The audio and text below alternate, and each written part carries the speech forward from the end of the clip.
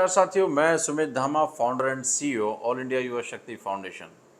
साथियों, आपने अक्सर लोगों को ये कहते सुना होगा कि इतनी महंगाई में हम बच्चों को कैसे पढ़ाएं, इतनी महंगाई में हम बच्चों की पढ़ाई पूरी कैसे करें। बात तो सही है, महंगाई दिन पर दिन बढ़ती भी जा रही है, लेकिन इससे हम निजात भी पा सकते हैं यदि हम अपने घर का बजट बनाएं और उस घरेलू बजट को बड़े योजनाबद्ध तरीके से कैलकुलेट करें, उसे लिखें कि हम अपना कितना धन जो है अपने घर का सही रूप में इस्तेमाल करते हैं और कितना गलत रूप में इस्तेमाल करते हैं। तो जहाँ गलत इस्तेमाल हो रहा है या जहाँ नाजायज़ रूप से खर्च हो रहा है, जहाँ जो चीज़ें हमें ज़रूरत के लिए नहीं भी हैं, वहाँ पर भी हम अपने धन का इस्तेमाल कर रहे हैं, तो हम उन पर कटौती कर सकते हैं, उन पे विराम लगा सकते हैं और उसको एक सही रूप में, सही दिशा में हमें अपना धन खर्च करना चाहिए। एक सवाल यह भी होता है जिससे कि जब हम अपने घर का बजट बनाते हैं तो हमें पता तो लग चुका होता है कि भाई कितना पैसा हमारा जो है सही रूप में इस्तेमाल हो रहा है और कितना गलत रूप में इस्तेमाल हो रहा है। क्या बच्चों की ज्ञान की वृद्धि करने वाली किताबें अधिक ज़रूरी होती हैं या फिर पिता की उम्र को कम करने वाली सिगरेट?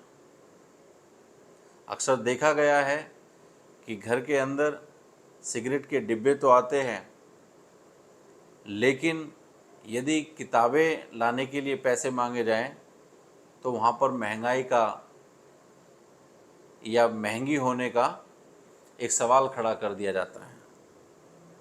वहीं दूसरी ओर फेफड़ों को गला देने वाला शराब अधिक आवश्यक है या हमारे शरीर को मजबूती देने वाले फल हमारे लिए अधिक महत्वपूर्ण है? इन सभी बातों पर हमें बैठकर विचार करना चाहिए, जिससे कि हमें पता चल चुका होता है कि हम अपने घर के धन को कितना सही रूप में इस्तेमाल कर रहे हैं या कितना गलत रूप में इस्तेमाल कर रहे हैं। घर का एक बजट बनाना चाहिए जिससे कि हम उसका सही योजनाबद्ध तरीके से उसको स्थापित कर सकें और जानकर उसमें कमी ला सकें कि यहाँ हमारे पैसे का गलत रूप से इस्तेमाल हो रहा है, तो इसमें हम कटौती करें और उसको सही दिशा में लेकर जाएं। इसके अलावा मैं यहाँ पर एक चीज़ और भी कहना चाहूँगा कि गरीबी का बहाना लेकर या महंगाई का बहाना लेकर पढ़ाई से दूर भागने से अच्छा है ऐसे उदाहरण हम अपने बच्चों में, अपने परिवार में, अपने समाज में स्थापित करें जिनके कारण लोगों ने गरीबी में रहकर भी अपने आप को सफल बनाया, अपने लक्ष्य को हासिल किया। जिनमें से कुछ अनुकरणीय उदाहरण मैं आपको बताने जा रहा हूँ। अब्राहम लिंकन का नाम आपने सुना होगा। अब्राहम लिंकन एक अमेरिकी परिवार में जन्मे, अमेरिकी निर्धन परिवार में जन्मे। पैसों की कमी के कारण वे ढंग से अपनी पढ़ाई भी नहीं कर पाए, पर उन्होंने हिम्मत नहीं हारी और उन्होंने खुद पैसे कमाकर अपनी पढ़ाई पूरी की। अपने जीवन में संघर्ष किया, वो कई बार जेल भी गए और जेल में रहते हुए भी उन्होंने अपनी ज्ञान को बढ़ाने के लिए बहुत सी पुस्तकें पढ़ी और लिखी। अपनी योग्यता के बल पर ही वह बाद में अमेरिका के राष्ट्रपति भी बने। Doctor B.R. अम्बेडकर आप सभी जानते हैं। Doctor B.R. अम्बेडकर भारत के ही एक निर्धन परिवार में जन्मे। उनका जीवन भी बहुत कठिनाइयों पूर्ण रहा। उन्होंने भी अपनी शिक्षा ग्रहण की बड़े मुश्किल भरे दिनों में, पैसों के अभाव में उन्होंने अपनी शिक्षा को ग्रहण किया और हिम्मत नहीं हारी और लगातार अपनी योग्यता को, अपनी शैक्षिक स्तर को बढ़ाते गए और उन्होंने भारत जैसे एक लोकतंत्र देश का संविधान लिखने के काबिल अपने आप को बना सके, इतनी योग्यता उन्होंने हासिल कर चुके थे। वह भी एक निर्धन परिवार से थे।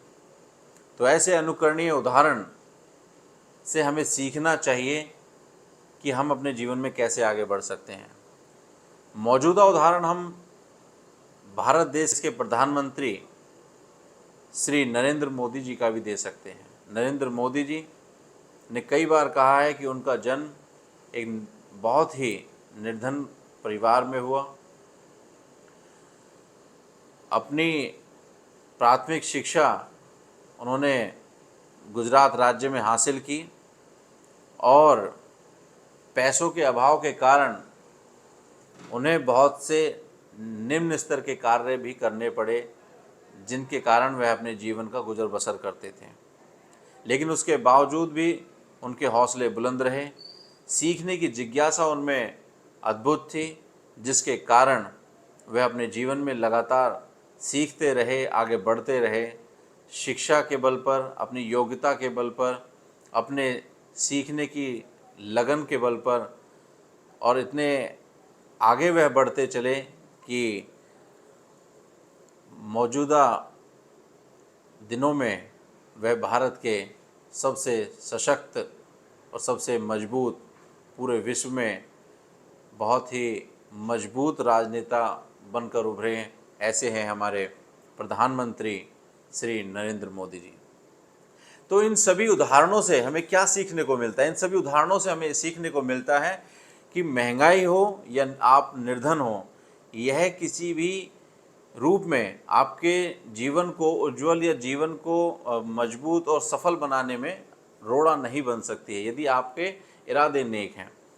बहुत से डॉक्टर APJ अब्दुल कलाम जो राष्ट्रपति बने हमारे देश के, वह भी सुबह नौका चलाकर जो पैसे कमाते थे, तो उस पैसे से वह अपनी किताबें खरीद कर अपना जीवन में जो है इस तरह से उन्होंने अपनी शुरुआत करी। ऐसे बहुत से तमाम उदाहरण हैं जिन्होंने जो है कोई अखबार बेचकर, कोई ट्यूशन पढ़ाकर, कोई विभिन्न रूप से पार्ट टाइम जॉब करके धन कमाया। उस धन कमाने के बाद में उससे बुक्स खरीदी और बुक्स खरीदने के बाद में उनको पढ़ने के बाद में अपने स्किल को डेवलप किया, अपने एजुकेशन को डेवलप किया, अपने शैक्षिक स्तर को डेवलप किया और उसके बाद उन्होंने जो एक ट्रांसफॉर्मेशन लाया अपनी लाइफ के अंदर, उससे उन्होंने अपने जीवन को तो सुधारा ही, लेकिन समाज को, परिवार को और सभी को उसका फ़ायदा प्राप्त किया, सभी को उसका फ़ायदा भी मिला।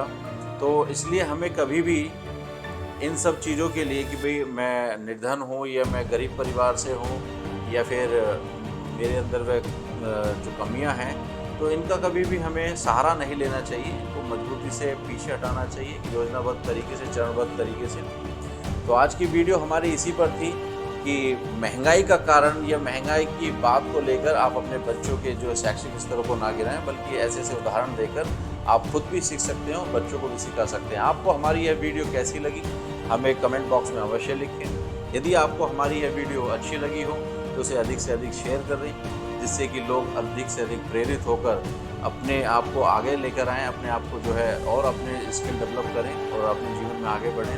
हमारे YouTube चैनल को सब्सक्राइब करना ना भूलें। अगली वीडियो आप किस टॉपिक पर चाहते हैं ये हमारे कमेंट बॉक्स में अवश्य लिखें। बार बार हमारे YouTube चैनल पर आकर हमारे सभी वीडियो को प्रेमपूर्वक देखने के लिए आप सभी का हृदय की गहराइयों से बहुत बहुत धन्यवाद।